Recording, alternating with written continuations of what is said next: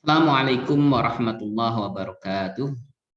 Perkenalkan, nama saya Arif Nur Hakim. Saya salah satu staf pengajar MTSN 4 Kebumen yang berlokasi di Jawa Tengah. Perkenalkan, di pagi hari ini kami menyampaikan tentang pembelajaran hybrid solusi new normal. Latar belakang bahwa new normal adalah situasi transisi di mana dulu ketika masa normal pembelajaran menggunakan tatap muka, kemudian di masa pandemi pembelajaran menggunakan metode online, dan kemudian di masa new normal ini sebenarnya kembali lagi ke masa normal, hanya saja dari regulasi pemerintah, khususnya di Kementerian Pendidikan dan Kebudayaan, belum memperkenankan 100%. Jadi pertemuan tatap mukanya baru separuh, 50% dari total siswa yang ada. Nah, tentu ini akan menjadi sebuah permasalahan tersendiri bagi para pengajar, khususnya Bapak Ibu guru, yang harus memberikan pengajaran di jam yang sama kepada siswa yang berangkat atau yang tatap muka, di jam yang sama pula memberikan pengajaran kepada siswa yang berada di rumah atau online. Nah, permasalahan ini akan menjadi menyulitkan barangkali, sehingga butuh sebuah solusi agar pembelajaran bisa maksimal. Pembelajaran hybrid merupakan salah satu solusi metode yang diharapkan mampu untuk menjadi memecahkan permasalahan yang ada.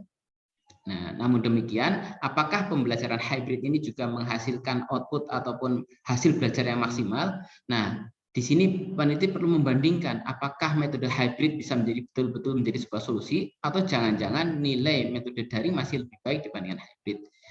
Nah, di sini tentu ada semacam permasalahan efektivitas mana di antara metode daring dan metode hybrid. Nah, tujuan penelitian ini adalah mengetahui perbandingan efektivitas metode pengajaran. Apakah pengajaran hybrid lebih baik, apakah metode online lebih baik. Kajian pustaka, pembelajaran hybrid adalah model pembelajaran yang menggabungkan di antara dua model sekaligus, yaitu antara metode tatap muka atau offline dan metode yang berbasis internet atau online, Hedrayati 2013. Sebenarnya penelitian tentang hybrid learning ini sudah dari Universitas Pendidikan Indonesia, dan hasilnya bahwa pembelajaran hybrid learning tidak bisa sepenuhnya dilakukan pada mata kuliah yang bersifat kuantitatif. Artinya pembelajaran yang bersifat hitung-menghitung di tingkat perguruan tinggi tidak membawa perubahan. Namun demikian, penelitian ini berbeda dengan penelitian terdahulunya, bahwa peneliti merasa bahwa teori terdahulunya masih banyak kekurangan, antara lain pendekatannya tidak sinkronus atau asinkronus. Ini berbeda dengan yang dilakukan oleh peneliti yang menggunakan Zoom atau sebagai media sinkronus. Nah, metode yang digunakan pada penelitian ini adalah metode kuasi eksperimental. Apa itu metode eksperimental? Jadi peneliti nanti akan membagi dua kelompok besar, yaitu kelompok eksperimen dan kelompok kontrol. Nah, apa itu kelompok eksperimen? Nanti di kelompok eksperimen, di jumlah siswa di MTS 4 ini yang berjumlah 30 akan dipecah menjadi dua bagian. Yang pertama mengikuti metode mengikuti secara tatap muka di saat yang sama secara sinkronus, yang di rumah 15 menggunakan metode online. Nah, di kelompok kontrol dengan yang berjumlah 30 nanti menggunakan pendekatan online pure, artinya murni online. Nah, dari dua kelompok tersebut kita lakukan tes uji apakah hasilnya lebih baik yang hybrid atau yang online. Nah, dari hasil tes kemudian muncul rata-rata nilai. Nah, ini akan kita bandingkan. Nah, teknik analisis yang digunakan adalah teknik perbandingan statistik. Pertama yaitu min hasil belajar, yang kedua perbandingan secara statistik menggunakan uji tes dengan sampel independen sampel tes. Adapun hipotesisnya adalah hipotesis pembelajaran hybrid di kelas eksperimen lebih baik dibandingkan kelas kontrol.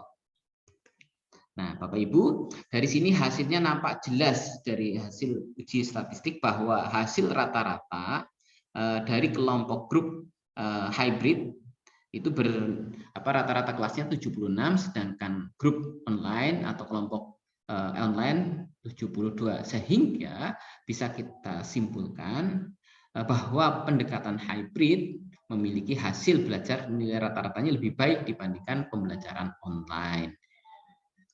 Nah, tapi sampling itu juga perlu diuji normalitas, apakah sampelnya normal sebagai syarat untuk membandingkan uji independen test.